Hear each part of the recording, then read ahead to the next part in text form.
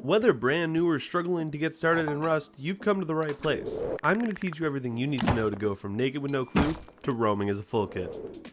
In this very short video, I'm going to cover all the basics, including picking the server, using the map, the safe zones, your essential first items, respawns, the day-night cycle, armor, building and upgrading your first base, exploring the map, the research table and workbenches, the tech tree, the events of the island, and finally, the main event, getting you your first gun.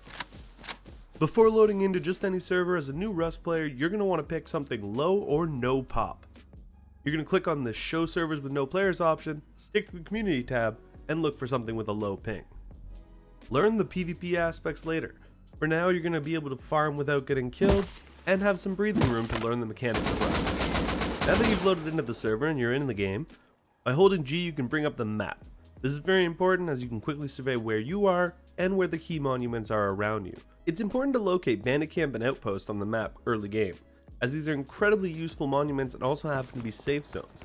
Here you can find multiple vending machines and NPCs that you can trade with in order to get items. Here you can also find recyclers, tier 1 workbenches, and repair benches. Outpost also has an oil refinery, and bandit camp has some unique NPCs as well as gambling options. It's very useful to know that inside a safe zone, a player cannot kill you. This makes it the safest place to do your recycling, and should be the main place that you recycle if at all possible. There is always the possibility of forgetting to check if you are hostile prior to entering the safe zone, or maybe you just misclicked. In either case, the guards will mow you down without mercy, leaving your loot behind. Fortunately, this is not the end of the world, as other players are not able to loot your bag inside of a safe zone. However, you will be hostile for 5 minutes, so grab a snack or something, wait around, but once the timer's up, you're able to enter the safe zone again, and you can retrieve your loot. Before you start exploring the map, you're going to want to craft some essential items. To do that, you're going to need to gather a few resources which can be found throughout the map. Primarily right now, you're looking for stone, wood, and cloth. You may need to chop down a tree or break a stone node to do so. When farming the node or tree, you're going to want to make sure you strike that red X. That's going to give you the most resources per hit, gathering the node faster.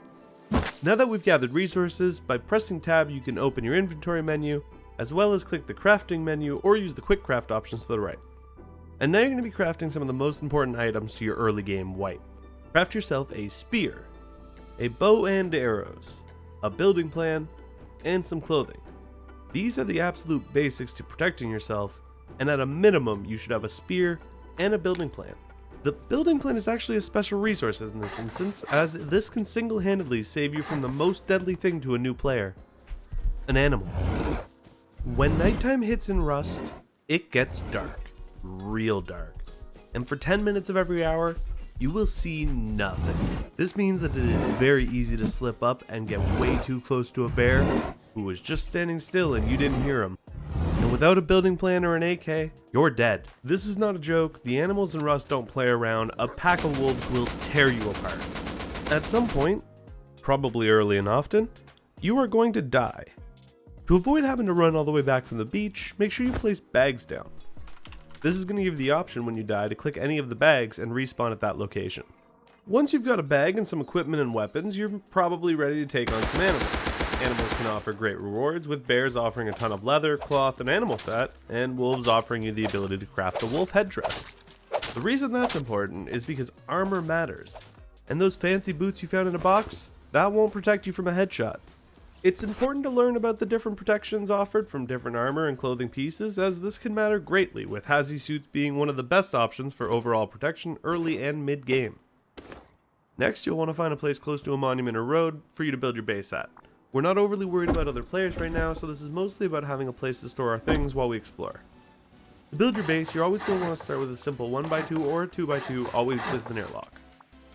Placing your TC in the corner flush against the walls, the rest doesn't really matter, as it mostly just comes down to space management. Using a hammer, you can begin to upgrade the pieces of your base. Be sure not to upgrade above stone, as this can signify that you have more wealth than you do. This base design costs very minimal resources while providing decent raid costs, especially early game. This can help deter a lot of raiders. You'll want to make sure you upgrade your walls to at least stone and your doors to metal before you log off, and as soon as possible to prevent getting raided. Now that we have a base down and secured, you're going to want to start exploring the monuments. You're going to want to learn how much radiation protection you need for each, as well as what loot can be found, how their keycard systems work, and how you can avoid getting killed by players or AI that happen to roam them. If you're interested in watching a more detailed video about the monuments, click the card in the top right corner and watch that video as soon as you're done this one. That's going to give you a quick rundown of everything you need to know about all of the monuments. Unfortunately, a large part of vanilla Rust is farming, and so for that it is very useful to know which locations have more of specific resources. Scrap can be found throughout the map and even in the oceans by breaking barrels, opening crates, recycling things, and searching monuments.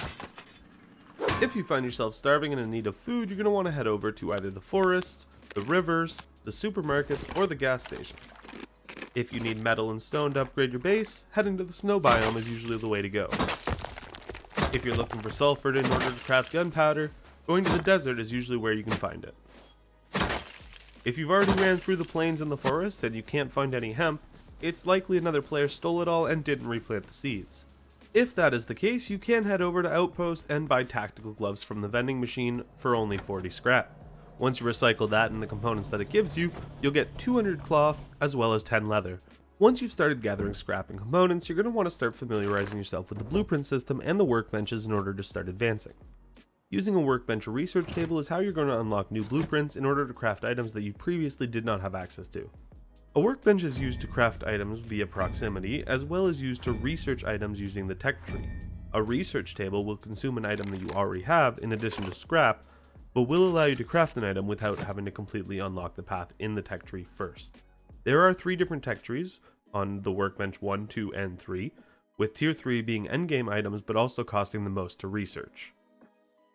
In order to unlock any specific item in a tech tree, you must unlock every single item in the line leading up to it, so in the instance of items such as bullets, it is sometimes recommended to use a research table instead, even though the cost is the same, as you'll be able to skip past items that you do not want to research yet. As a new player, you stand almost no chance right now of taking down heli, or heading off the shores and clearing out cargo. Instead, for now, you should be doing everything you can to avoid all the major events as they are PvP hotspots. But if you are on a quiet server, heading to an airdrop or a Chinook drop are things you might want to consider, as they will have the very real possibility of some high-end loot. Unfortunately, try as you might, heli will not ignore you, and every 2 to 3 hours, heli will spawn the map and begin to roam. For about 15 minutes he will roam, shooting rockets and guns at any geared players he finds. To avoid getting mowed down by heli, simply make sure you keep your clothing to a minimum of 2 pieces or less, as well as avoiding any guns or weapons on your hotbar that require a workbench to craft. This means that roaming with a bow and a hazy suit is just fine, while a crossbow or full burlap will have you saying goodbye. In order to get your first gun, you do have a couple options. You can either head over and explore one of the higher tier monuments, finding it in a crate, often using the keycard systems. You can work your way down the tech tree, however that does take a while and it's quite expensive in terms of scrap, or you can purchase one. At the outpost, you will find a vending machine. In it, it does have a double barrel and a revolver. Both of these can be researched at the research table in Outpost. This could save you losing it on your way home and give you the ability to craft it going forward. Alternatively, if you're looking for something with a little bit more bang for its buck, as the cost is quite high at Outpost, you can head over to Bandit Camp, and by chatting with this lad here, he can offer you some military grade weapons. These weapons are much more powerful, however the trade-off is you can't blueprint them.